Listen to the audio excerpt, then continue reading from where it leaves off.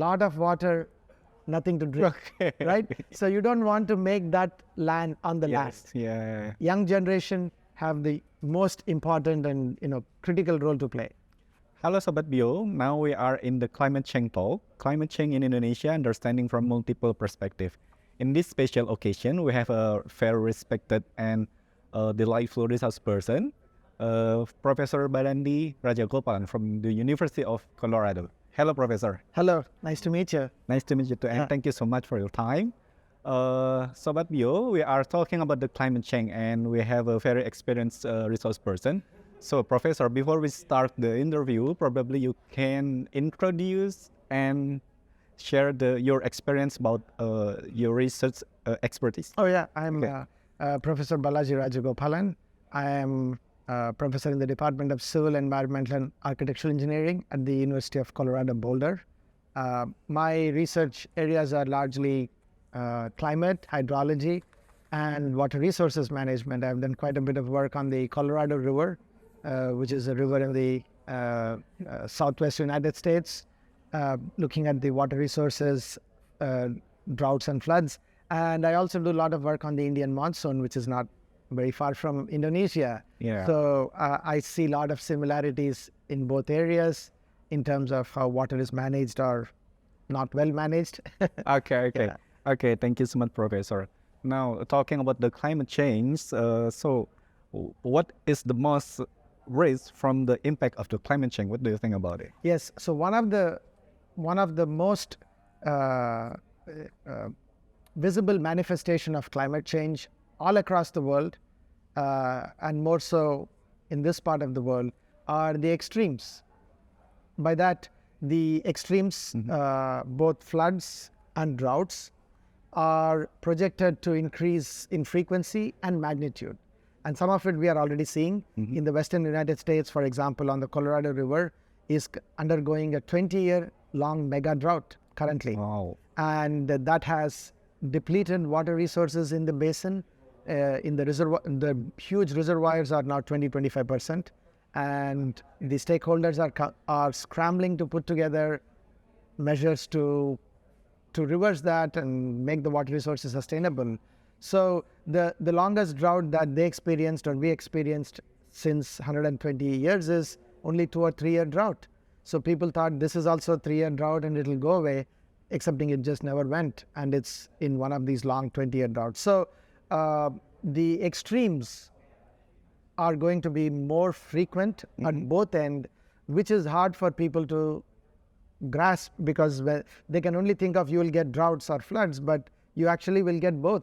Okay. And so that is going to be the biggest challenge for not just Indonesia, but for everybody around.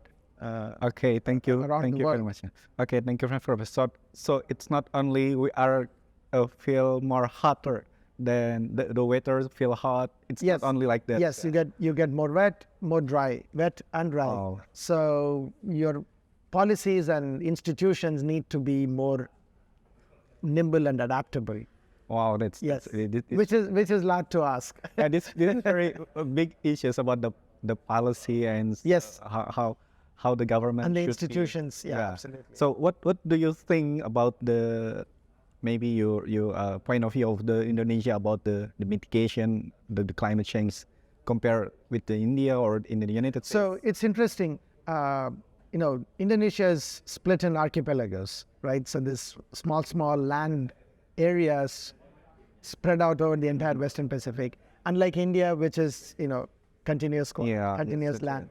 So that makes it more challenging, because each island has, even though they have similar climate in terms of rainfall, drought, flood, but each island experiences the climate change quite differently, right? So some smaller islands, maybe different infrastructure, they experience more flooding or more drought, whereas the islands like Java, where you have a lot of agriculture, their experiences can be different, even though they are all facing drought. Yeah. Not everybody faces uniformly the same effect or the impact. I see. Unlike in India or United States, if a particular region is dry, such as say southwest US, it is dry for everybody. So you can have a more coordinated response.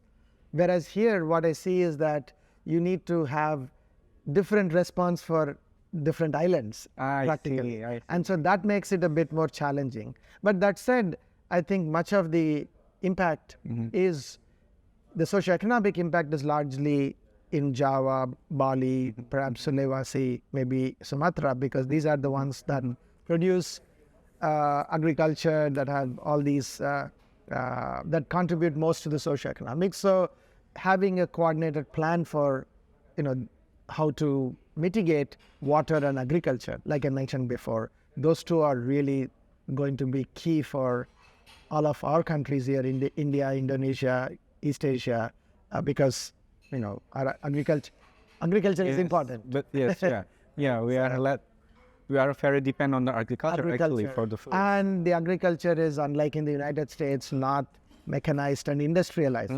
So we took the train from East Java to Jakarta, and you could see all these huge paddy fields, small paddy fields. Yes, it's true. And so they're all individual people holding half acre, 1 acre, 2 acre. And if you're not getting enough yield from the land, Yes. suddenly you will have large number of people with less food to eat. And so you have food security issues, which then leads to health issues. Yes, that's and right. poverty, and which means more of those people will come to Jakarta. Yes, that's true, Professor. I saw in my experience when I was still a child, still a boy, I mean, some farmers are getting fight to get the water actually. Yes. Because now water more scarce like now. Exactly, Yeah. exactly. So those are all the impacts. Even having 2-3 years of additional drought means the impact will be a lot more severe, even though as per climate, shift is only 10% reduction in rainfall, 5%, but that 5% translates into a big impact for large sections of society. Okay, wow. Okay, so but because we are have a small time to meet with the professor. So the last questions, Professor. What is your key message to the young generation about the mitigation, adaptation, and climate change? Absolutely. I've met young people at UNSED, at Bakri University, and my message is very simple. Get engaged. You Okay. have to get engaged. Know where your water is coming from. Because I do ask people, young people in the audience, and when I ask where is water coming from, they think, oh, it's coming from bottle. No, you should know what is the source. How did the water get into the bottle, into your hand? Of course. If you know that chain, you will be much more appreciative. Yes, that's right. And 3, promote policies, which means engaging in politics or whatever level, local, regional, or national, to make sure people with good ideas and the right ideas are at the helm to steer the policies going forward. Because like it was mentioned, we need somebody that is strong. Yes, that is not necessarily strong, but somebody that is able to lead the public, which is also engaged. So young people have the tools, resources, enthusiasm, energy. They need to get engaged in terms of making the awareness. And lastly, watershed management. Very important. We forget quality, water quality. If your watershed is not well maintained, you have beautiful natural rivers and natural landscape, lots of water by rainfall. But if all that rain comes in the river is dirty, no use. I tell the example, it's like you could be in the ocean, lot of water, nothing to drink, right? So you don't want to make that land on the land. Yeah. Young generation have the most important and critical role to play. Okay, thank you so much, Professor, for the key message. Thank you We very are much. very happy to have your time, and your explanation is very inspiring us.